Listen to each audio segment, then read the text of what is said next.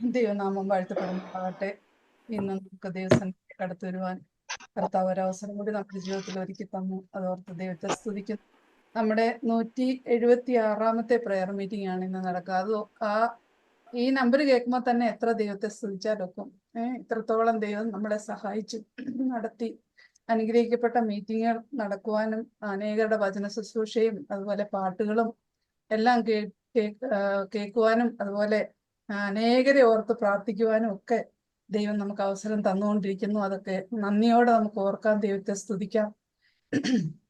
ആ വലിയവനായ ദൈവത്തിന്റെ പാദപീഠത്തിൽ ഇന്നും അടുത്തു വരുവാൻ ദൈവം നമ്മളെ സഹായിച്ചു. അതോർത്ത് ദൈവത്തെ സ്തുതിക്കുന്നു. ലോകത്തിന്റെ വിവിധ ഭാഗങ്ങളിൽ ഇരുന്നുകൊണ്ട് ഇങ്ങനെ ഈ മീറ്റിംഗിൽ അറ്റൻഡ് ചെയ്യുവാൻ കർത്താവ് നമ്മളെ ഇടയാക്കുന്നു. അതൊക്കെ ഓർത്ത് കർത്താവിനെ സ്തുതിക്കുന്നു. എന്നെയും ഇങ്ങനെ ഈ ലീഡ് ചെയ്യുവാൻ തെരഞ്ഞെടുത്ത് ഓർത്ത് ദൈവത്തെ സ്തുതിക്കുന്നു. പ്രിയപ്പെട്ടവരോടുള്ള നന്ദിയും പ്രത്യേക ഡാർലിയോടുള്ള നന്ദി അറിയിക്കുന്നു. ഇന്ന് നമ്മുടെ മീറ്റിങ്ങിന്റെ ഓപ്പണിംഗ് പ്രെയർ ചെയ്യുന്നത് സൂസമ്മ വർഗീസ് ആന്റിയാണ്. ആന്റി ഈ മീറ്റിംഗിലേക്ക് സ്വാഗതം ചെയ്യുന്നു. അതുപോലെ പാട്ടുപാടാൻ ഇന്ന് നമുക്ക് ലഭിച്ചിരിക്കുന്നത് സുനി ഷാജി ഫ്രം ഡെമനാണ്. പ്രിയ സഹോദരി ഓർത്ത് ദൈവത്തെ സ്തുതിക്കുന്നു. നമ്മുടെ പ്രാർത്ഥനയുടെ ഒരു മറുപടിയാണ് പ്രിയ സഹോദരി ഇന്നും നമ്മുടെ മധ്യത്തിലായിരിക്കുന്നത്. ആ സഹോദരിയെ ദൈവം എടുത്തുപയോഗിക്കട്ടെ. പ്രാർത്ഥനയോടുകൂടി നമുക്കായിരിക്കാം. അതുപോലെ നമുക്ക് ഇന്ന് മെസ്സേജ് തരുവാനുള്ളത് സിസ്റ്റർ ഷേർലി കോശിയാണ്. അവര് ഇവിടെ മുംബൈയിൽ വസൈ എന്ന് പറയുന്ന സ്ഥലത്താണ് താമസിക്കുന്നത്. പ്രിയ സഹോദരി തക്ക സമയത്ത് കയറുമെന്ന് തന്നെ ജോയിൻ ചെയ്യുമെന്ന് തന്നെ വിശ്വസിക്കുന്നു. പ്രാർത്ഥനയോടെ നമുക്കായിരിക്കാം. അതുപോലെ അതിനുശേഷം നമുക്ക് 7:25 വരെയുള്ള സമയം പ്രാർത്ഥനയ്ക്കായിട്ടുള്ള സമയമാണ്. അനേക വിഷയങ്ങൾ നമ്മുടെ മുമ്പിലുണ്ട്. ആ വിഷയങ്ങളെയൊക്കെ ഓർത്ത് പ്രാർത്ഥിപ്പാൻ ഉത്തരവാദിത്തപ്പെട്ട സഹോദരിമാർ ആ കാര്യങ്ങളൊക്കെ ചെയ്യും. വീണ്ടും പിന്നെയും മെയിൻ റൂമിലേക്ക് വന്ന് ക്ലോസിംഗ് പ്രെയർ ചെയ്യുന്നത് ഷീബ ആന്റി ആയിരിക്കും. എല്ലാവരെയും പ്രാർത്ഥനയുടെ കരങ്ങളിൽ വഹിക്കണം. ഭയത്തോടും ഭക്തിയോടും നമുക്ക് ദൈവസന്നിധിയിലായിരിക്കാം. നമ്മുടെ കർത്താവ് നമ്മുടെ മധ്യത്തിലുണ്ട്. ഇനി ഞങ്ങൾ ഉച്ചയ്ക്ക് പ്രയറിനിരുന്നപ്പോൾ അതായിരുന്നു ഞങ്ങളുടെ ചിന്താവിഷയം. കർത്താവ് എവിടെയാണെങ്കിലും അത് ഓർക്കുമ്പോൾ നമുക്ക് അതിശയമാണ് അല്ലേ. ലോകത്തിന്റെ വിവിധ ഭാഗങ്ങളിലായിരിക്കുന്ന നമ്മള് അതാതിടങ്ങളിൽ ഇരുന്ന് മീറ്റിങ്ങിന് അറ്റൻഡ് ചെയ്യുമ്പോഴും നമ്മുടെ കർത്താവ് നമ്മുടെ മധ്യത്തിലുണ്ടെന്നുള്ളത് അത് നമുക്ക് വളരെ അത്ഭുതമേറിയ ഒരു വിഷയം തന്നെയാണ്. ആ നിലയിൽ കർത്താവ് ഇന്നും നമ്മുടെ മധ്യത്തിലുണ്ട്. നമ്മുടെ പ്രാർത്ഥന കേൾക്കുവാൻ, നമ്മുടെ വചന ശുശ്രൂഷ ശ്രദ്ധിക്കുവാൻ, നമ്മളെ എപ്രകാരം ആയിരിക്കുന്നു അത് കേൾക്കുവാൻ കർത്താവ് നമ്മുടെ മധ്യത്തിലുണ്ട്. നമുക്ക് ആ ഭയത്തോടെ ആയിരിക്കാം. ഇരിക്കുന്ന സമയം തന്നെ നമ്മുടെ കുറവുകളെ നമുക്ക് ഏറ്റുപറഞ്ഞ് നമ്മുടെ ഇന്നത്തെ പ്രാർത്ഥനയ്ക്ക് അനുഗ്രഹത്തിന് തടസ്സമായി നമ്മൾ ആരില്ലെങ്കിലും എന്തെങ്കിലും കുറവുകളുണ്ടെങ്കിൽ അത് ഏറ്റുപറഞ്ഞ് ഇരിക്കുന്ന സമയം തന്നെ അതിന് കർത്താവിനോട് അത് ഏറ്റുപറയേണ്ടതും ആവശ്യമാണ്. ആ നിലയിൽ നമുക്ക് ദൈവസന്നിധിയിലായിരിക്കാം. ഇപ്പോൾ പ്രാർത്ഥനയ്ക്കായിട്ട് സൂസമ്മ വർഗീസ് ആന്റിയെ ക്ഷണിച്ചുകൊള്ളുന്നു.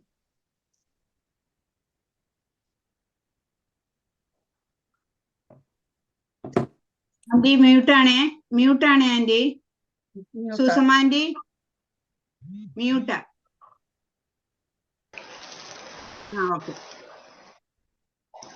ദൈവനാമം മഹത്വപ്പെടുമാറാകട്ടെ. ഇന്നത്തെ 176ാമത്തെ പ്രെയർ മീറ്റിംഗ് നമുക്ക് പ്രാർത്ഥിച്ച് ആരംഭിക്കാം. എനിക്കിതിങ്ങനെ ഒരു അവസരം തന്ന ഡാർലി സിസ്റ്ററിനോടും നന്ദി അറിയിക്കുന്നു. സ്നേഹവാനും നിത്യനുമായ സ്വർഗീയ പിതാവേ, അങ്ങേക്ക് നന്ദിയോടെ സ്തോത്രം ചെയ്യുന്നു. കർത്താവേ, കഴിഞ്ഞ 175 മീറ്റിംഗ് ും യാതൊരു തടസ്സവുമില്ലാതെ അനുഗ്രഹമായി നടക്കുവാൻ സ്വർഗത്തിലെ ദൈവമേ അങ്ങ് സഹായിച്ചല്ലോ. അതിനായിട്ട് നന്ദിയോടെ സ്തോത്രം ചെയ്യുന്നു. കർത്താവേ, സകല മാനവും മഹത്വവും ബഹുമാനവും അങ്ങേക്ക് അർപ്പിക്കുന്നു. കർത്താവേ, ഇന്നത്തെ 176ാമത്തെ ഈ പ്രെയർ മീറ്റിംഗും യാതൊരു നെറ്റിന്റെ പ്രോബ്ലങ്ങളോ തടസ്സങ്ങളോ ഇല്ലാതെ സുഗമമായി നടക്കുവാൻ തക്കവണ്ണം സ്വർഗത്തിലെ ദൈവമേ അങ്ങ് സഹായിക്കണമേ എന്ന് പ്രാർത്ഥിക്കുന്നു. കർത്താവേ, ഈ ലോകത്തിൽ അനേകായിരങ്ങൾ രോഗത്താലും ദുഃഖത്താലും ദാരിദ്ര്യത്താലും വലയുമ്പോൾ ഞങ്ങളെ ഇത്രത്തോളം ക്ഷേമമായി കാത്തു പരിപാലിക്കുന്നതിനായിട്ട് നന്ദിയോടെ സ്തോത്രം ചെയ്യുന്നപ്പച്ച. പാണ്ഡത്തിന്റെ എല്ലാ പ്രവർത്തനങ്ങളെയും അതിന് ചുമൽ കൊടുക്കുന്നവരെയും ഒക്കെ ധാരാളമായിട്ട് അനുഗ്രഹിക്കണമേ. കർത്താവെ, അവിടുത്തെ കരങ്ങളിൽ അവരെ സൂക്ഷിച്ചുകൊള്ളണമേ എന്ന് പ്രാർത്ഥിക്കുന്നു. കർത്താവെ, ലീഡ് ചെയ്യുന്ന ഷേർലി ഭാവിക്കുട്ടിയെ ഓർത്ത് പ്രാർത്ഥിക്കുന്നു. സഹോദരിയെ ദൈവകരങ്ങളിൽ സമർപ്പിക്കുന്നു. ആത്മനിറവോടെ ലീഡ് ചെയ്യുവാൻ തക്ക കൃപ കൊടുക്കണമേ എന്ന് പ്രാർത്ഥിക്കുന്നു. കർത്താവെ, ആത്മീയ ഗീതങ്ങള് ദൈവത്തെ മഹത്വപ്പെടുത്തുവാൻ തക്കവണ്ണം സുനു ഷാജിയെ എടുത്തുപയോഗിക്കണമേ എന്ന് പ്രാർത്ഥിക്കുന്നു. കർത്താവെ, ആ സഹോദരിയെയും അങ്ങേക്ക് പ്രയോജനമുള്ളതായിട്ട് എടുക്കുവാൻ കൃപ കൊടുക്കണമെന്ന് പ്രാർത്ഥിക്കുന്നു കർത്താവേ. എൻ്റെ ദൈവമേ, ഞങ്ങൾക്ക് മെസ്സേജ് തരുന്ന സിസ്റ്റർ ഷേർലി കോശിയെ ദൈവകരങ്ങളിൽ സമർപ്പിച്ച് പ്രാർത്ഥിക്കുന്നു. കേൾവിക്കാരായ ഞങ്ങളുടെ ആത്മീയ വർധനയ്ക്ക് തക്കവണ്ണം മെസ്സേജ് നൽകുവാൻ തക്കവണ്ണം ആത്മനിറവിലായിരിക്കുവാൻ പ്രിയ സഹോദരിയെ സഹായിക്കണമെന്ന് പ്രാർത്ഥിക്കുന്നു. അതിനുശേഷം ഞങ്ങൾ അനേക വിഷയങ്ങളെ ഓർത്ത് പ്രാർത്ഥിക്കുവാൻ പ്രയർ റൂമിലേക്ക് കടന്നു പോകുന്നു. കർത്താവെ, ഞങ്ങൾ ആത്മനിറവിലായിരിക്കുവാൻ കർത്താവ് സഹായിക്കണമേ. കർത്താവെ, പ്രാർത്ഥനയിൽ പോരാടുവാൻ ഞങ്ങൾക്ക് എല്ലാവർക്കും കൃപ നൽകി തരണമേ എന്ന് പ്രാർത്ഥിക്കുന്നു. കർത്താവെ, ക്ലോസിംഗ് പ്രയർ ചെയ്യുന്ന ഷീബ സിസ്റ്ററിനെ ഓർത്ത് പ്രാർത്ഥിക്കുന്നു. കർത്താവെ, അവിടുത്തെ കൃപയിൽ സൂക്ഷിച്ച് പരിപാലിച്ചു കൊള്ളണമേ. ഇന്നത്തെ എല്ലാ വിഷയങ്ങളെയും സമർപ്പിച്ച് പ്രാർത്ഥിക്കുവാൻ കൃപ കൊടുത്തിട്ടുള്ളതായിട്ട് നന്ദിയോടെ സ്തോത്രം ചെയ്യുന്നു. അങ്ങയുടെ കരങ്ങളിൽ എടുത്തുപയോഗിച്ചു കൊണ്ടിരിക്കുന്നതിനാൽ നന്ദിയോടെ സ്തോത്രം ചെയ്യുന്നു. കർത്താവെ, അവരെ കുടുംബമായിട്ട് അനുഗ്രഹിക്കണമേ. അവരുടെ പ്രവർത്തനങ്ങളൊക്കെയും കൂടെ ഇരുന്ന് സഹായിക്കണമേ എന്ന് പ്രാർത്ഥിക്കുന്നു. കർത്താവെ, ഈ മീറ്റിങ്ങിൽ കടന്നു വന്നിട്ടുള്ള എല്ലാ പ്രിയപ്പെട്ടവരെയും തൃക്കരങ്ങളിൽ സമർപ്പിക്കുന്നു. കർത്താവെ, ഓരോരുത്തരെയും അവിടുത്തെ കൃപയിൽ സൂക്ഷിച്ച് പരിപാലിച്ചു കൊള്ളണമേ എന്ന് പ്രാർത്ഥിക്കുന്നു. ഓരോരുത്തരുടെയും കുടുംബത്തെ മുഴുവനായി കർത്താവിന്റെ കരങ്ങളിൽ സമർപ്പിക്കുന്നു. കർത്താവെ, അവിടുന്ന് എല്ലാവരുടെ ആവശ്യങ്ങളിൽ കൂടിയിരിക്കുകയും സഹായിക്കുകയും ചെയ്യണമേ എന്ന് പ്രാർത്ഥിക്കുന്നു. കർത്താവെ, ഞങ്ങൾ പ്രാർത്ഥനയിൽ ഉറ്റിരിക്കുന്നവരായ പ്രാർത്ഥനയിൽ ശക്തിപ്പെടുവാൻ ഞങ്ങളെ സഹായിക്കണമേ എന്ന് പ്രാർത്ഥിക്കുന്നു. പ്രാർത്ഥന കേൾക്കുന്ന ദൈവം ഞങ്ങൾക്കുള്ളതിനായിട്ട് സ്തോത്രം. സകലവും ക്രിസ്തുയേശുവിന്റെ ധന്യമായ നാമത്തിൽ താഴ്മയായി അപേക്ഷിക്കുന്നു. കരുണയോടെ കേൾക്കണമേ പരിശുദ്ധ പിതാവാം ദൈവമേ. Thank you Susamma aunty. ദൈവം തുടർന്നും ബലപ്പെടുത്തട്ടെ. കർത്താവ് അനുഗ്രഹിക്കട്ടെ. ഇനി നമുക്ക് പാട്ട് കേൾക്കുവാനുള്ള അവസരമാണ്. സംഗീതത്തോടെ അവന്റെ സന്നിധിയിൽ വരുവീൻ എന്ന 100 സങ്കീർത്തനത്തിന്റെ 2-ാം വാക്യത്തിൽ പറയുന്ന പോലെ സംഗീതവും നമ്മുടെ മീറ്റിങ്ങിന്റെ ഒരു പ്രധാന ഭാഗമാണ്. ഇന്ന് നമുക്ക് പാട്ട് പാടാനായിട്ട് വന്നിരിക്കുന്നത് സഹോദരി സുനി ഷാജിയാണ്. സഹോദരിയെ സ്നേഹപൂർവ്വം ക്ഷണിച്ചുകൊള്ളു. ദൈവനാമത്തിന് മഹത്വം ഉണ്ടാകട്ടെ. എനിക്കിങ്ങനെ ഒരു അവസരം തന്ന ഷീബാന്റിയോടുള്ള നന്ദി അറിയിക്കുന്നു. ആത്മീയ ഗീതങ്ങളില് 1019 പാട്ട് നമുക്ക് പാടാം. കുഞ്ഞാട്ടിൻ തിരുരക്തത്താൽ ഞാൻ ശുദ്ധനായിരുന്നു, തൻ ചങ്കിലെ ശുദ്ധ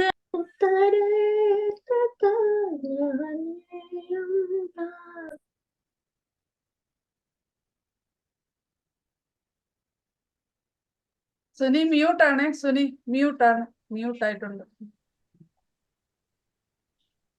ഇപ്പൊ കേക്കാമോ?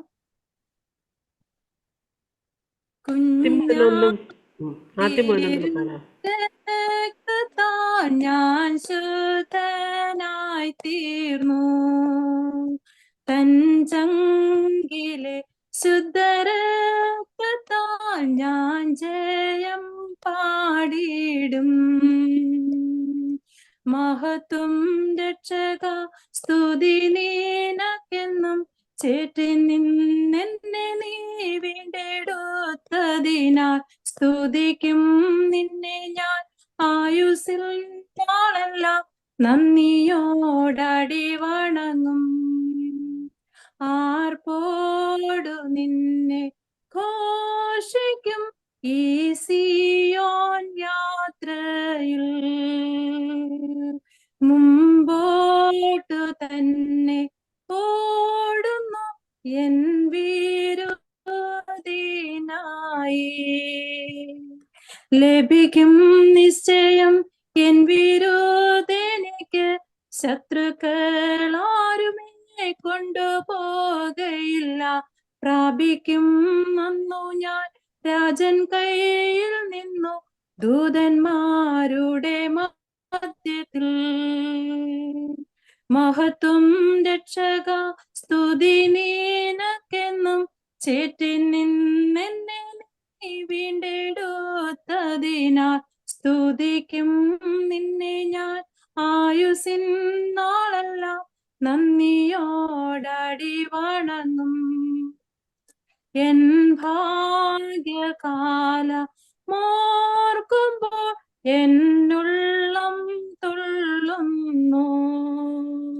ഈ ലോകസുഖം തള്ളിന ആ ഭാഗ്യം കണ്ടപ്പോൾ,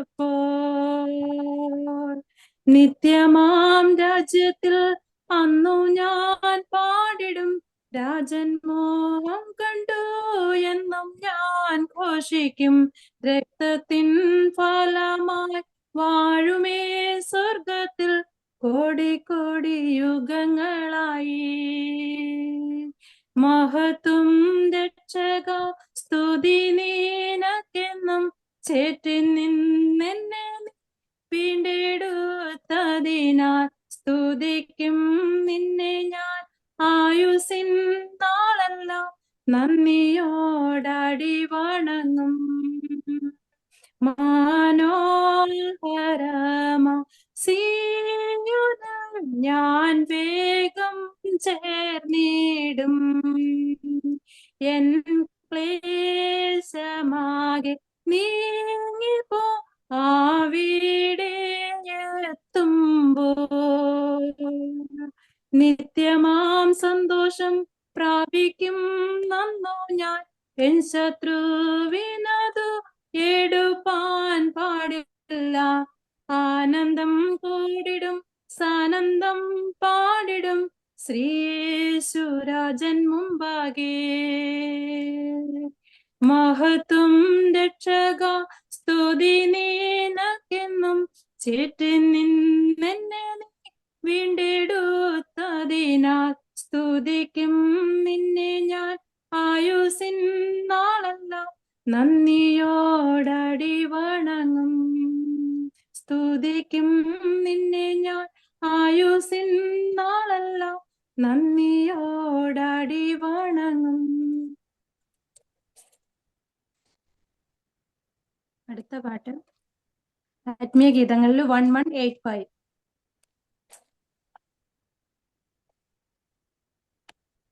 യേശു മഹോന്നതനേ ആശ്രിത വത്സലനേ ആശിഷമേകിടേണം. ആശയിൽ കെഞ്ചിടുന്നേ ആശിഷമേകിടേണം. ആശയൻ കെഞ്ചിടുന്നേ കണ്ടോ നീർത്തിങ്ങും പാരിൽ ജീവിത പാതാഭാരം ഭദ്രമായി കാത്തിടേണം. കാരുണ്യനാമേശുവേ ഭദ്രമായി കാത്തിടേണം. കാരുണ്യനാമേശുവേ ക്ഷീണരായി തീരാതങ്ങൾ മാധുര്യമേറും ദിവ്യ നിത്യവചസിൻ മോദം സന്തതമരുളേണം. നിത്യവചസിൻ മോദം സന്തതമരുളേണം.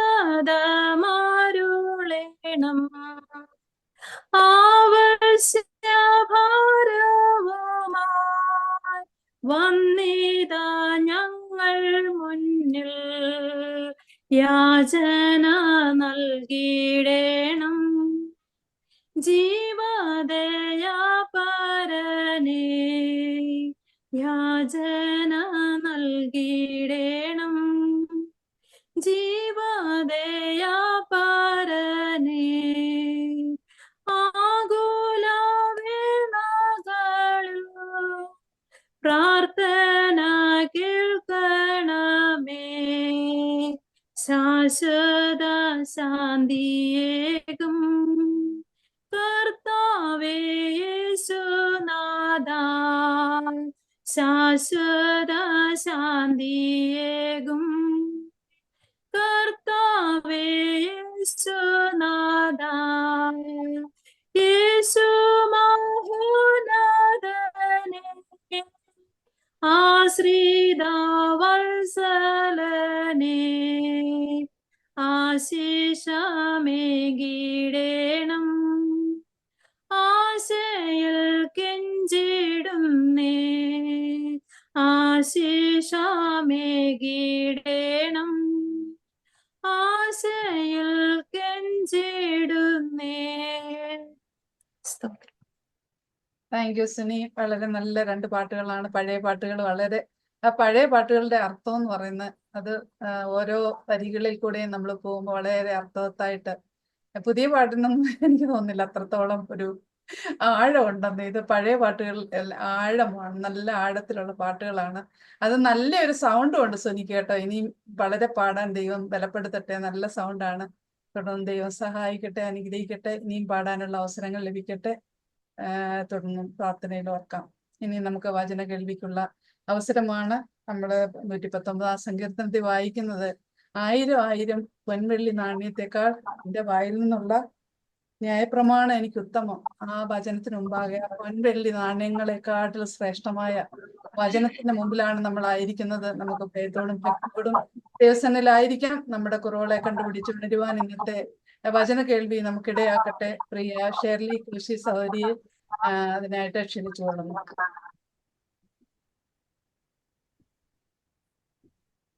ദൈവത്തിന് മഹത്വം. ദൈവം നമുക്ക് ദാനമായിട്ട് തന്ന ഈ മനോഹര സമയത്തെ ഓർത്ത് നമുക്ക് ദൈവത്തെ സ്തുതിച്ചുകൊണ്ടിരിക്കാം. എനിക്ക് ഒരാഴ്ചയായിട്ട് തൊണ്ടയ്ക്ക് ശരിക്കും പ്രയാസമുണ്ട്. ക്ലൈമറ്റ് ഒക്കെ ഇവിടെ വളരെ മോശമാണ്. പ്രാർത്ഥനയോടെ നമുക്ക് മുന്നോട്ട് പോകാം. ദൈവം തന്നിരിക്കുന്ന ആലോചനയെ നമുക്ക് ഒരുമിച്ച് ഷെയർ ചെയ്യുവാൻ തക്കവണ്ണം ദൈവത്തിന്റെ ആത്മാവ് നമ്മൾ ഓരോരുത്തരോടും ഇടപെടുമാറാകട്ടെ എന്നുള്ള പ്രാർത്ഥനയോടെ നമ്മൾ വളരെ നാളുകളായിട്ട് ഒരുമിച്ച് പ്രാർത്ഥനയ്ക്കായിട്ട് കൂടി വരുന്നുണ്ട്.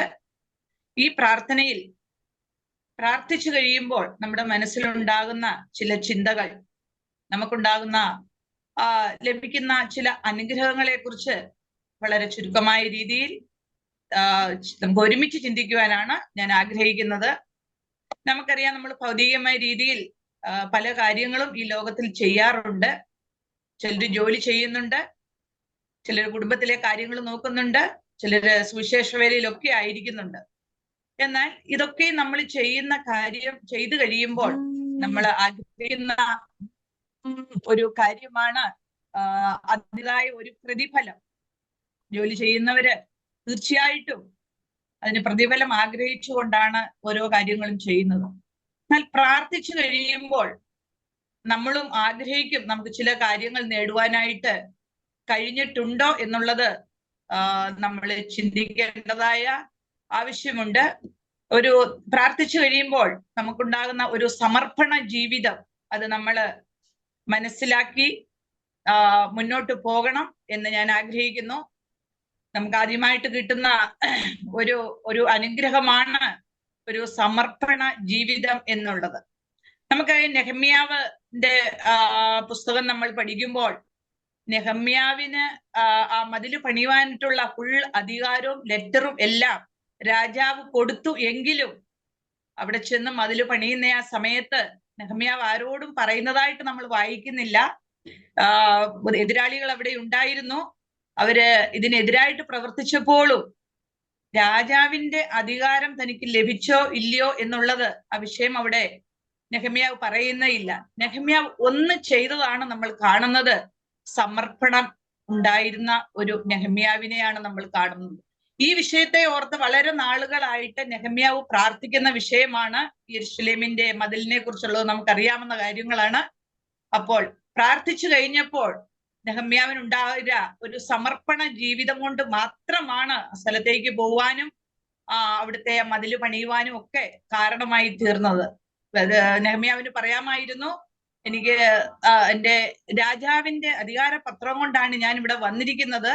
എന്നാൽ അതിലല്ല നെഹമ്യാവ് പുകഴുന്നതും സംസാരിക്കുന്നതും. നെഹമ്യാവ് സമർപ്പണം പ്രാർത്ഥിച്ചു കഴിഞ്ഞപ്പോൾ ഉണ്ടായ ഒരു ബോധം അവന്റെ മനസ്സിലേക്ക് കടന്നു വന്നത് ഒരു സമർപ്പണമായിട്ടുള്ള ഒരു ജീവിതം അനുഭവിക്കുവാനായിട്ട് നെഹമ്യാവിന് കഴിഞ്ഞത് കൊണ്ട് മാത്രമാണ് ആ മതിലിന്റെ പണി പൂർത്തിയാക്കുവാനായിട്ട് കഴിഞ്ഞത്.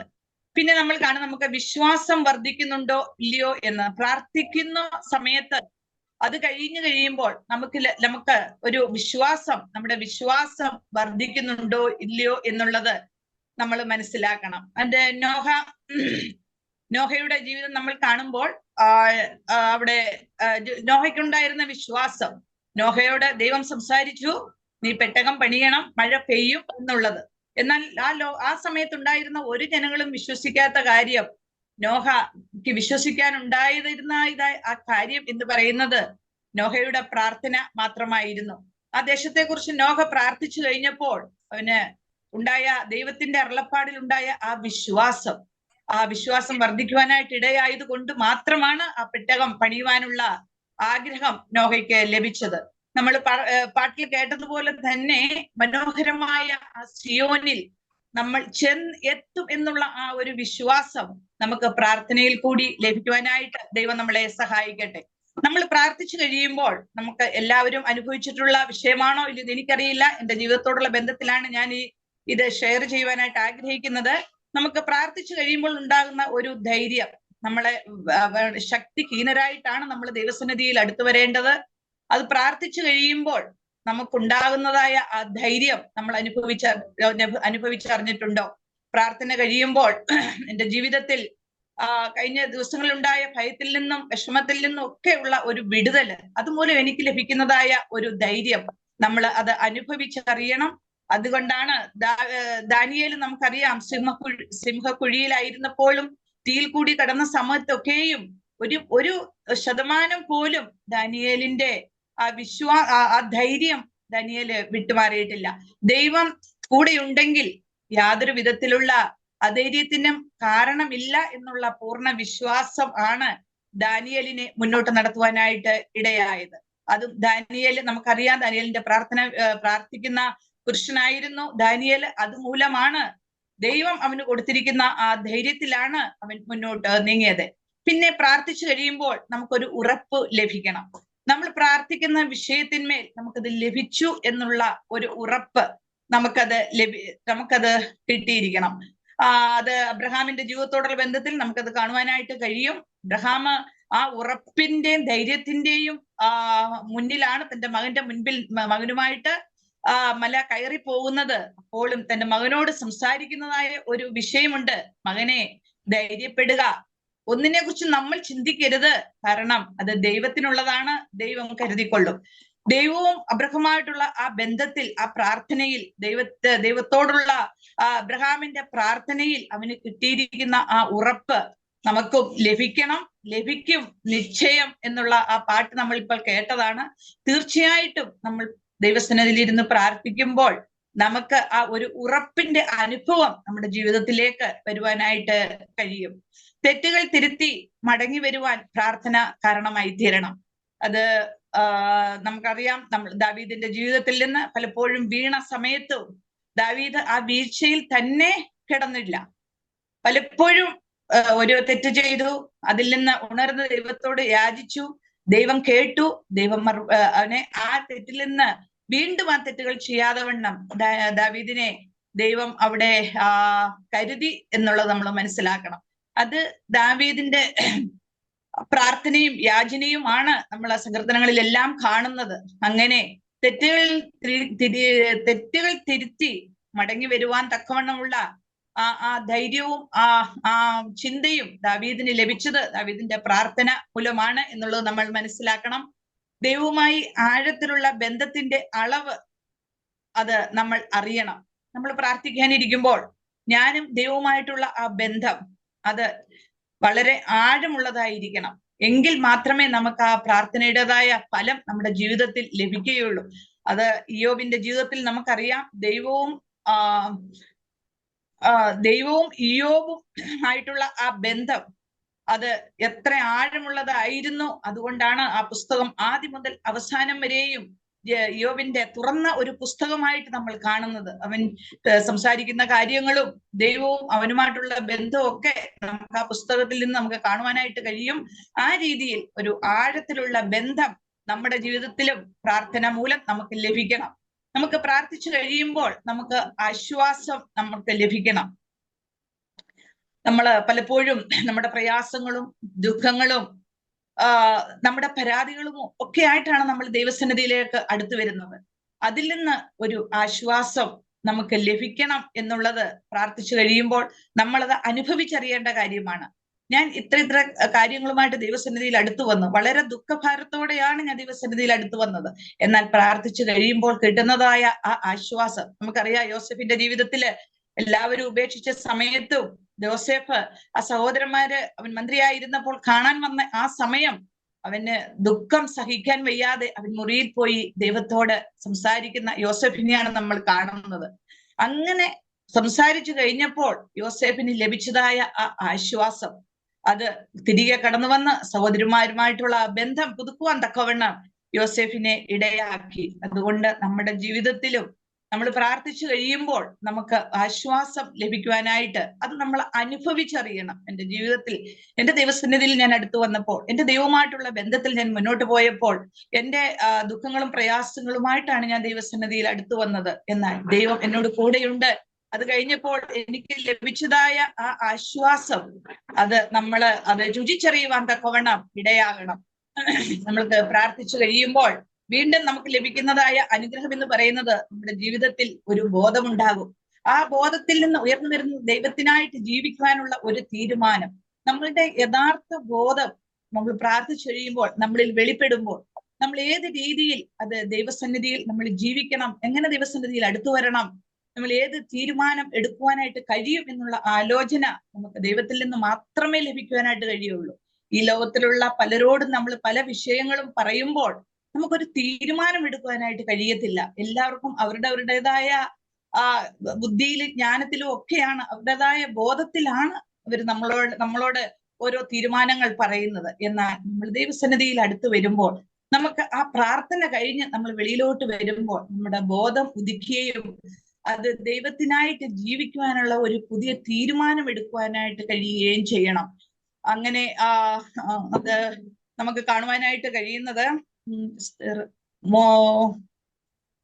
മൊർദെഖായിയുടെ ജീവിതത്തിൽ നമുക്കത് കാണുവാനായിട്ട് കഴിയും. എസ്തേറിന്റെ ജീവിതത്തിൽ ഒരു പുതിയ തീരുമാനം എടുക്കുവാൻ വേണ്ടി എസ്തേറിന് അതുമൂലം കഴിഞ്ഞു എന്നുള്ളത് ദൈവത്തോട് അടുത്ത് ജീവിക്കുമ്പോൾ. പിന്നെ നമുക്ക് കാണാനായിട്ട് കഴിയുന്നത് ആ മുടിയംപുത്രന്റെ കാര്യമാണ്.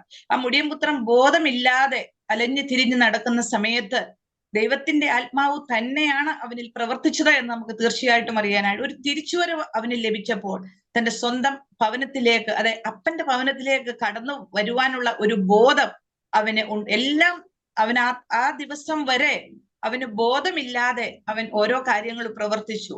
എന്നാൽ ബോധം തിരിച്ചു കിട്ടിയ സമയത്ത് അവൻ ആ സ്വന്തം ഭവനത്തിലേക്ക് കടന്നു വന്ന് ആ സന്തോഷത്തിൽ അനുഭവിക്കുവാൻ തക്കവണ്ണം അവൻ ഇടയായി.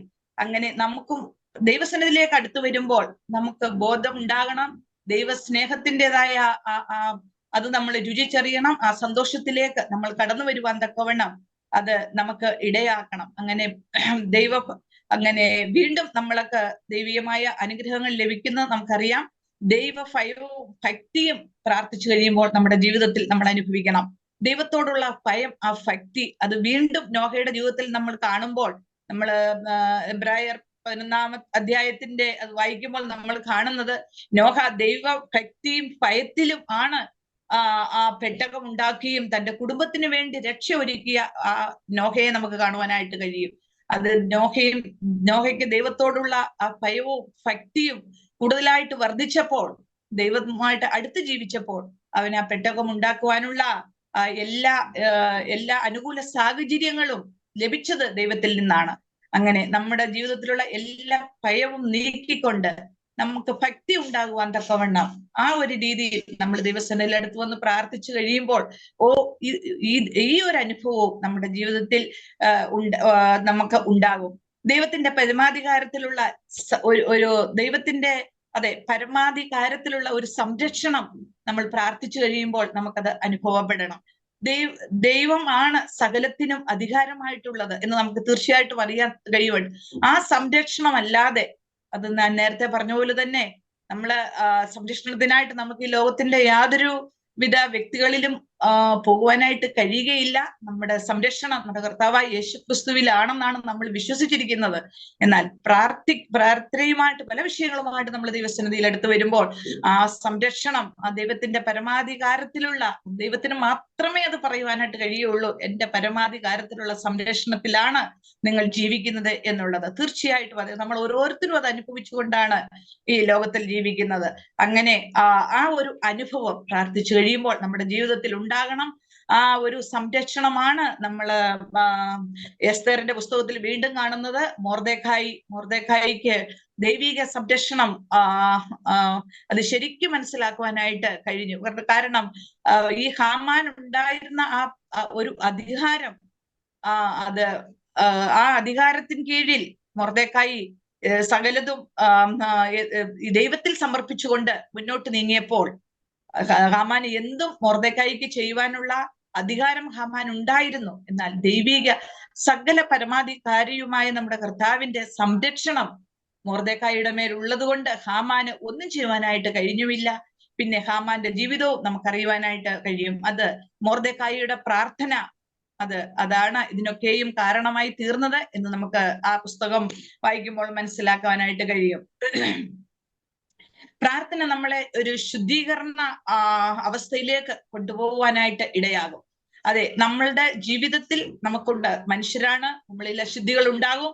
എന്നാൽ അശുദ്ധിയിൽ തന്നെ ജീവിക്കുവാനായിട്ട് ദൈവം ഒരിക്കലും വിശ്വാസികളെ ദൈവം അനുവദിക്കുന്നില്ല. നമുക്ക് നമ്മുടെ ജീവിതത്തിൽ ശുദ്ധീകരണം അത് ഒരു സെറ്റപ്പായിട്ട് നമ്മുടെ ജീവിതത്തിൽ വേണമെന്നുണ്ടെങ്കിൽ നമ്മൾ പ്രാർത്ഥിക്കാതെ ദൈവസന്നിധിയിൽ അടുത്തു വരാതെ നമ്മൾക്ക് ഒരിക്കലും നമ്മൾ ഈ ലോകത്തിൽ ജീവിക്കുന്നതാണ്. ഞാൻ ആണെങ്കിൽ രാവിലെ ഇറങ്ങിയിട്ട് രാത്രിയിലാണ് വീട്ടിൽ വരുന്നത്. ആ ഫുൾ ഡേ നമ്മൾ ഈ ലോകത്തിലാണ് ജീവിക്കുന്നത്. എന്നാൽ ദൈവസന്നിധിയിൽ കിട്ടുന്ന സമയങ്ങൾ ദൈവസന്നിധിയിൽ ഇരുന്ന് പ്രാർത്ഥിക്കുമ്പോൾ നമുക്കൊരു ശുദ്ധീകരണ ഒരു ഹൃദയം നമുക്ക് ലഭിക്കണം. അത് പ്രാർത്ഥനയിൽ കൂടി മാത്രമേ നമുക്ക് ലഭിക്കുകയുള്ളൂ. മറ്റുള്ളവരെ ഓർത്ത് പ്രാർത്ഥിക്കുമ്പോൾ അവരോടുള്ള ബന്ധം ഉറപ്പിക്കുവാനായിട്ട് കഴിയും. നമുക്കറിയാം, പല വിഷയങ്ങളും പല ആൾക്കാരും വാട്സ്ആപ്പ് മുഖേനയും ഓൺലൈനിൽ കൂടെ ഒക്കെയും നമ്മൾ ഓരോ ദിവസവും നമ്മൾ കേൾക്കുന്നതാണ്. എവിടെയും സമാധാനമില്ല. എവിടെ നോക്കിയാലും നിങ്ങൾ പ്രാർത്ഥിക്കണം എന്നുള്ളൊരു വിഷയമാണ് നമ്മൾ കാണുന്നത്. ഏത് ഗ്രൂപ്പ് എടുത്താലും. കാരണം പലപ്പോഴും ഈ രോഗത്തിൽ ആണ് വസിക്കുന്നത്. ഈ ലോകത്തിൽ നമ്മളല്ല വസിക്കുന്നത്. ഈ ലോകത്തിൽ രോഗം ഓരോ മനുഷ്യരിലും ഓരോ നിമിഷവും വർദ്ധിച്ചുകൊണ്ടിരിക്കുന്ന ഈ കാലയളവിൽ നമ്മൾ മറ്റുള്ളവരെ ഓർത്ത് പ്രാർത്ഥിക്കണം. ആ പ്രാർത്ഥിച്ചു കഴിയുമ്പോൾ ഈ ഗ്രൂപ്പിൽ തന്നെ നമുക്കറിയാം, എന്നെ സംബന്ധിച്ചോളം എനിക്ക് വളരെ ചുരുക്കം ആൾക്കാരെ മാത്രമേ അറിയത്തുള്ളൂ. എന്നാൽ ഈ പ്രാർത്ഥന വിഷയങ്ങൾ പറയുമ്പോൾ, അവരെ ഓർത്ത് പ്രാർത്ഥിക്കുമ്പോൾ അവരുമായിട്ടുള്ള ഒരു നേരിട്ടുള്ള ബന്ധമല്ല, ഒരു ആത്മീയ ബന്ധം ഇവരുമായിട്ട് നമുക്ക് പുതുക്കുവാനായിട്ട് കഴിയും. ആ ഒരു അവസ്ഥയിലേക്ക് നമ്മുടെ പ്രാർത്ഥനയെ കൊണ്ടുപോകാൻ തക്കവണ്ണം ദൈവത്തിന് കഴിയും. അത് എസ്തേറിന്റെ ജീവിതത്തിൽ യഹൂദയിലുള്ള എസ്തേറിന് ആരെക്കുറിച്ചും പ്രാർത്ഥിക്കേണ്ട ഒരു കാര്യവുമില്ല. കാരണം അവള് രാജകുമാരിയായിട്ട് വളരെ സുഖമായിട്ട് ആ കൊട്ടാരത്തിൽ ജീവിച്ചപ്പോൾ, എന്നാൽ അവിടെ മനസ്സില് യഹൂദന്മാർ അനുഭവിക്കുന്നതായ ആ വിഷമവും പ്രയാസവും കണ്ടപ്പോൾ അവൾക്ക് അവിടെ ഇരിക്കുവാനായിട്ട് കഴിഞ്ഞില്ല. അവള് പറയുന്നത്, മൊർദെഖായിയോട് പറയുന്നത്, നിങ്ങൾ ഉപവസിക്കുക എന്നുള്ളതാണ്. ആ ഉപവാസത്തിൽ കൂടി അവളെ ആ യഹൂദന്മാരെ സ്നേഹിക്കുവാനും അവരെ രക്ഷിക്കുവാനുമായിട്ട് കഴിഞ്ഞു. നമ്മുടെ പ്രാർത്ഥനയിൽ കൂടിയും അനേകർക്ക് സൗഖ്യം വരുവാനും അനേകർക്ക് ആശ്വാസമായി തീരുവാനും നമ്മൾ അനുഭവിച്ചറിയണം. നമ്മൾ പ്രാർത്ഥിച്ചു കഴിയുമ്പോൾ എനിക്കത് ലഭിച്ചു എന്നുള്ള ഉത്തമ വിശ്വാസത്തിൽ അവർക്ക് സൗഖ്യമായി എന്നുള്ള ഒരു ഉത്തമ ബോധം നമ്മുടെ ഹൃദയത്തിലേക്ക് ഉണ്ടാകണം. പല ആത്മീയ കാര്യങ്ങൾ നമ്മൾ ചെയ്യുവാൻ പ്രാർത്ഥന നമ്മളെ പഠിപ്പിക്കണം. നമ്മൾ ആത്മീയമായിട്ട് ഈ ഒരവസ്ഥയിൽ കൂടി മുന്നോട്ട് പോയാൽ മാത്രം പോരാ. ദൈവമേ, നമ്മുടെ പ്രാർത്ഥനയിൽ ഞങ്ങൾക്ക് നമ്മുടെ ആത്മീയ ഉന്നതി, അതാണ് പ്രധാനമായിട്ട്. പല കാര്യങ്ങളെ ഓർത്ത് നമ്മൾ പ്രാർത്ഥിക്കുന്നുണ്ട്. നമ്മുടെ കുടുംബത്തിന്റെ കാര്യങ്ങൾ, ദേശത്തെ ഓർത്ത്, അനേകരെ ഓർത്ത് നമ്മൾ പ്രാർത്ഥിക്കുമ്പോൾ എന്റെ ആത്മീയ ജീവിതത്തിൽ ഒരു മാറ്റം ഉണ്ടാകണം. എനിക്കൊരു ആത്മീയ ഉന്നതി പ്രാപിക്കുവാൻ തക്കവണ്ണം കർത്താവെ അത് നീ സഹായിക്കണം. അത് പ്രാർത്ഥിച്ചു കഴിയുമ്പോൾ അത് എനിക്ക് ലഭിച്ചു എന്നുള്ള ആ ഒരു ആത്മീയമായിട്ടുള്ള ഒരു അനുഗ്രഹം, ഒരു പ്രതിഫലം നീ എനിക്ക് തന്നു എന്നുള്ളത് നമ്മൾ മനസ്സിലാക്കി ആത്മീയ ഉന്നതിക്കായിട്ട് നമ്മൾ പ്രാർത്ഥിച്ചു കഴിയുമ്പോൾ ആ ഒരു അനുഭവം നമ്മുടെ ജീവിതത്തിൽ ഉണ്ടാകണം.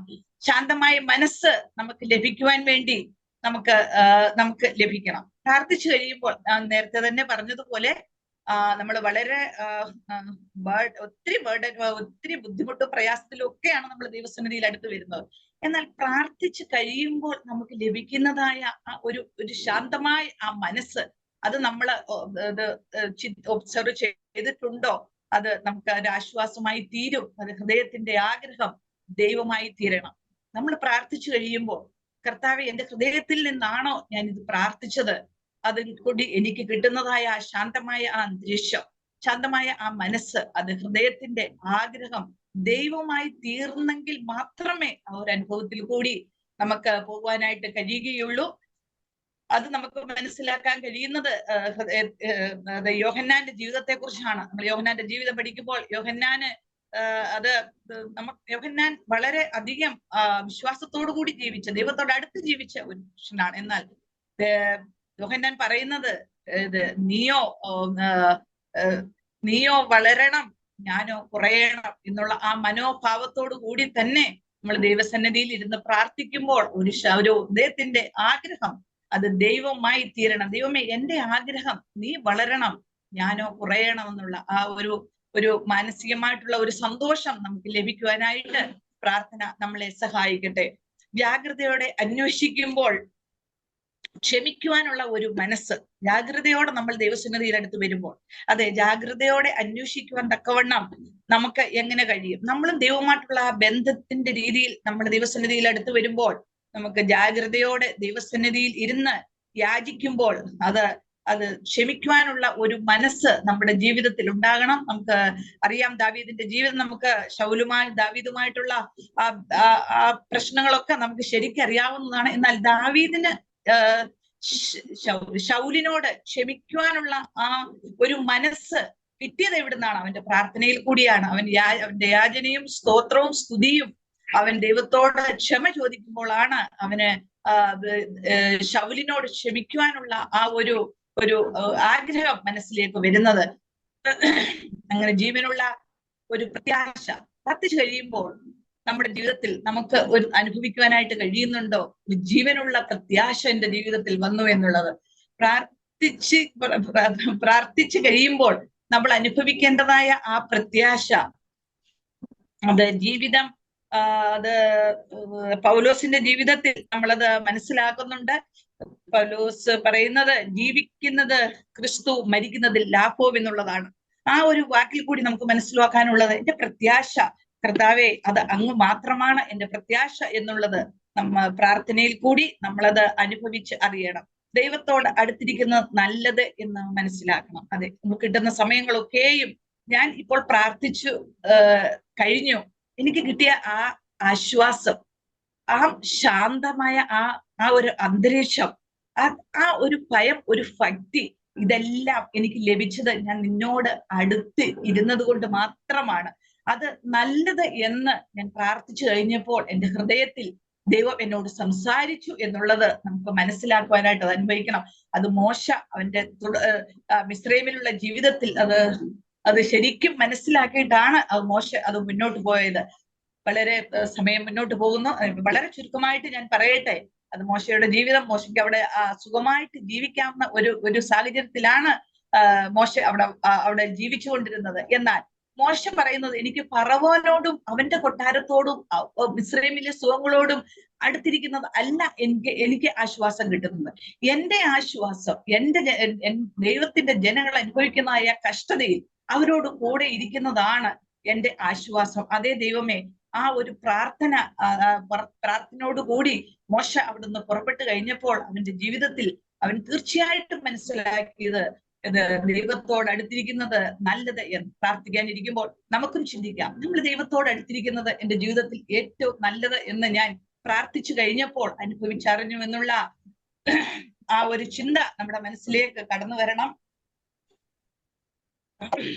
ദൈവം നമ്മോട് ക്ഷമിക്കും,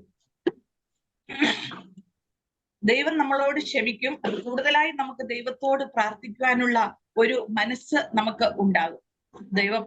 ദൈവത്തോട് നമ്മൾ പ്രാർത്ഥിക്കുമ്പോൾ, ദൈവത്തോട് നമ്മുടെ ആവശ്യങ്ങളെ പറയുമ്പോൾ, നമ്മുടെ തുറന്ന ഹൃദയവുമായി നമ്മൾ ദൈവസന്നിധിയിൽ അടുത്ത് വരുമ്പോൾ ദൈവം നമ്മളോട് ക്ഷമിച്ചു എന്നുള്ള ഒരു ബോധം പ്രാർത്ഥന കഴിയുമ്പോൾ നമ്മളെ ഭരിക്കണം.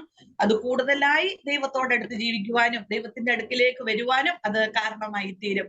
പരീക്ഷയിൽ അകപ്പെടുമ്പോൾ നമ്മുടെ പ്രാർത്ഥനയ്ക്ക് മാറ്റം വരുന്നുണ്ടോ? അത് നമ്മൾ പ്രത്യേകം, അത് എന്റെ ജീവിതത്തിൽ ഞാൻ ശ്രദ്ധിക്കേണ്ട കാര്യമാണ്. എന്റെ ജീവിതത്തിൽ വിഷമങ്ങളും പ്രയാസങ്ങളും ദുഃഖങ്ങളും ഒക്കെ വരുമ്പോൾ, അല്ല, ഈ ലോകത്തിൻ്റെതായ പ്രശ്നങ്ങൾ വരുമ്പോൾ എന്റെ പ്രാർത്ഥനയ്ക്ക് മാറ്റം വരുന്നുണ്ടോ? ഏതവസ്ഥയിലും ഒരേ മനസ്സോടെ എനിക്ക് ദൈവസന്നിധിയിൽ അടുത്ത് വന്ന് പ്രാർത്ഥനയിൽ കൂടി എനിക്ക് ലഭിച്ചതായ മുൻ പറഞ്ഞ ആ അനുഗ്രഹങ്ങളെ പ്രാപിക്കുവാൻ തക്കവണ്ണം വളരെ കാര്യങ്ങൾ നമ്മൾ ചിന്തിച്ചു. ആ അനുഗ്രഹങ്ങളൊക്കെ ലഭിക്കുവാൻ തക്കവണ്ണം എനിക്ക് എന്റെ പ്രാർത്ഥനയിൽ കൂടി കഴിഞ്ഞിട്ടുണ്ടോ? അത് സന്തോഷാവസ്ഥയിൽ മാത്രമല്ല, എന്റെ ഏതൊരവസ്ഥയിലും, എന്റെ ദുഃഖത്തിലും എന്റെ പ്രയാസത്തിലും, എനിക്ക് ഈ ലോകത്തിൻ്റെതായ പ്രയാസങ്ങൾ വരുമ്പോൾ ഞാൻ തളർന്നു പോകാതെ, കർത്താവെ നിന്റെ അടുക്കൽ വരുമ്പോൾ എനിക്ക് ലഭിക്കുന്നതായ ആ ധൈര്യവും ആ ഉറപ്പും ആ വിശ്വാസവും തെറ്റുകൾ തിരുത്തി മുന്നോട്ട് പോകാനുള്ള എന്റെ ആ മനോഭാവവും ഒക്കെ എനിക്ക് ലഭിച്ചിട്ടുണ്ടോ ഞാൻ പ്രാർത്ഥന കഴിയുമ്പോൾ എന്നുള്ളത് നമ്മുടെ ജീവിതത്തിൽ നമുക്ക് അനുഭവിച്ചറിയുവാനായിട്ട് കഴിയും. അതിന്റെ ഒഴിഞ്ഞ പാത്രവുമായിട്ട് നമ്മൾ ദൈവസന്നിധിയിൽ അടുത്ത് വരുമ്പോൾ അതിനെ നിറച്ചു കവിയുന്ന ഒരു അനുഭവത്തിൽ കൂടി നമ്മൾക്ക് പ്രാർത്ഥന കഴിയുമ്പോൾ മുന്നോട്ട് പോകാനായിട്ട് കഴിയണം. കാരണം നാം ശക്തിഹീനരാണ്. നമ്മൾ ശക്തിയില്ലാത്തവരായി തീരുമ്പോൾ മാത്രമേ ദൈവത്തിന് നമ്മെ സഹായിക്കുവാനായിട്ട് കഴിയുള്ളൂ. നമ്മുടെ സകല ശക്തിയും, ഞങ്ങളുടെ സമല ബുദ്ധിയും ഞാൻ സംതിങ് ആണെന്നുള്ള ഒരു ചിന്തയോടും കൂടി നമ്മൾ ദൈവസന്നിധിയിൽ അടുത്ത് വരുമ്പോൾ ദൈവത്തിന് നിറയ്ക്കുവാനായിട്ട് കഴിയത്തില്ല.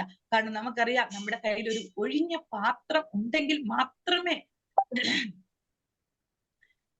നമുക്കത് നിറയ്ക്കുവാനായിട്ട് കഴിയുകയുള്ളൂ. ഒരു നിറഞ്ഞിരിക്കുന്ന ഒരു പാത്രത്തിനകത്തേക്ക് ഒന്നും നമുക്ക് അത് വീണ്ടും വീണ്ടും അതിനകത്ത് ഒന്നും നിറയ്ക്കുവാനായിട്ട് കഴിയില്ല. അതുപോലെ നമ്മൾ ശക്തിഹീനരായി തീരുമ്പോൾ മാത്രമേ ദൈവത്തിന് നമ്മളെ ബലപ്പെടുത്തുവാനായിട്ട് കഴിയുള്ളൂ. അങ്ങനെ ആ പ്രാർത്ഥനയിൽ കൂടി നമുക്ക് ശക്തി ലഭിക്കുന്നുണ്ടോ എന്ന് നമ്മൾ പ്രാർത്ഥിച്ചു കഴിയുമ്പോൾ ചിന്തിക്കണം. ദൈവത്തിൽ നിന്ന് നമുക്ക് ലഭിക്കുന്ന നന്മയെക്കുറിച്ച് നാം ബോധവാന്മാരാകുമ്പോൾ നന്ദിയല്ലാതെ നമുക്ക് പരാതിക്ക് ഒരു അവകാശവും നമുക്കില്ല. പലപ്പോഴും ദിവസങ്ങളിൽ അടുത്ത് വരുമ്പോൾ കർത്താവെ എന്തുകൊണ്ട് എന്റെ ജീവിതത്തിലൊക്കെ ഇങ്ങനെ സംഭവിക്കുന്നു എന്നുള്ള ഒരു ചോദ്യത്തോടു കൂടിയാണ് നമ്മൾ ദൈവസന്നിധിയിലേക്ക് അടുത്ത് വരുന്നത്.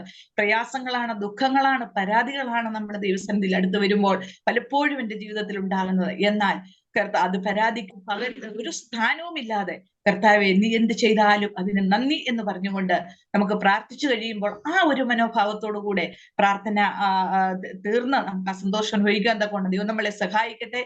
ഏതിന് നന്ദി പറയുന്ന ഒരു സ്വഭാവം നമുക്ക് നമ്മുടെ ജീവിതത്തിൽ, നമ്മുടെ പ്രാർത്ഥന ജീവിതത്തിൽ അഭിവൃദ്ധി പ്രാപിക്കും. അങ്ങനെ ഒരു എന്തിന് നന്ദി പറയുന്ന ഒരു സ്വഭാവം നമ്മളിൽ ഉണ്ടെങ്കിൽ നമുക്ക് കൂടുതലായിട്ട് ദൈവത്തോട് അടുത്ത് ജീവിക്കുവാനും ദൈവസന്നിധിയിലിരുന്ന് പ്രാർത്ഥിക്കുവാനും ഉള്ള ഒരു മനസ്സും ഒരു സന്തോഷവും നമുക്ക് ലഭിക്കും. ഇത് വ്യക്തിപരമായി നമ്മൾ ദൈവത്തെ മനസ്സിലാക്കുമ്പോൾ ആ ബന്ധത്തിൽ പ്രാർത്ഥിക്കുമ്പോൾ സംശയവും ഭയവും പരാതിയും എല്ലാം അവസാനിക്കും. നമ്മുടെ പ്രാർത്ഥന എന്ന് പറഞ്ഞാൽ അത് നമുക്കറിയാം, ഒരു പ്രേയർ PRAY എന്നുള്ളതാണ് നമ്മൾ ഉപയോഗിക്കുന്നത്. പ്രേ എന്നുള്ളതാണ്. ആ പ്രേ എന്ന് പറയുന്നത് നമ്മുടെ സ്തുതിയും നന്ദിയും പശ്ചാത്താപവും ഉള്ള ഹൃദയവും യാചനയും കീഴ്പ്പെടലും ആയിരിക്കണം.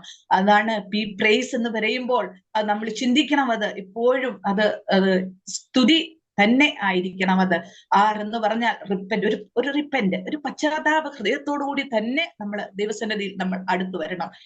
എന്ന് പറഞ്ഞാൽ നമുക്കൊരു ആസ്ക് എന്ന് പറഞ്ഞാൽ ഒരു സാധാരണ നമ്മൾ ചോദിക്കുന്ന പോലെ ഉള്ള ഒരു ആസ്ക് അല്ല അവിടെ പറയുന്നത്. ഒരു യാചനയായിരിക്കണം, ഒരു കീഴ്പ്പെടലായിരിക്കണം. ദൈവമേ ഞാൻ ഒന്നുമില്ല എന്നുള്ള അവസ്ഥയുമായിട്ട് നമ്മൾ ദൈവസന്നിധിയിൽ അടുത്തു വരണം. വൈ എന്ന് പറയുന്നത് അതുപോലെ ഞാൻ പറഞ്ഞത് ഒരു കീഴ്പ്പെടല്, അതെ ഈൽഡ്, അതെ ആ ഒരു മനോഭാവം നമ്മളിൽ ഉണ്ടാകുവാൻ തക്കവണ്ണം അതെ പ്രാർത്ഥിച്ചു കഴിയുമ്പോൾ ദൈവം നമുക്ക് ഒരുക്കി വെച്ചിരിക്കുന്നതായ ഈ അനുഗ്രഹങ്ങളെല്ലാം നമുക്ക് പ്രാർത്ഥിച്ചു കഴിയുമ്പോൾ നമുക്ക് ലഭിക്കണം. കാരണം അതിന് നമ്മൾ അവകാശികളാണ്.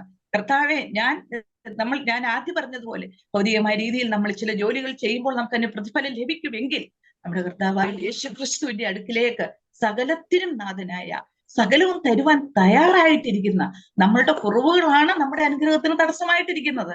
ആ കുറവുകളുമായിട്ടാണ് നമ്മൾ ദൈവസന്നിധിയിൽ അടുത്ത് വന്ന് ദൈവത്തോട് ക്ഷമ ചോദിച്ച് ഒരു പുതിയ ഹൃദയവുമായിട്ട് നമ്മൾ ദൈവസന്നിധിയിൽ അടുത്ത് വരുമ്പോൾ പ്രാർത്ഥിക്കുമ്പോൾ നമുക്ക് ലഭിക്കുന്നതായ അനുഗ്രഹങ്ങൾ ഒരു തടസ്സവും ഇല്ല. ദൈവം നമുക്ക് തരും. അത് അനുഭവിച്ചറിയുവാൻ തക്കവണ്ണം തുടർന്നുള്ള ദിവസങ്ങളിൽ എന്നെയും കൂടുതലായിട്ട് അതിന് ഒരുക്കട്ടെ.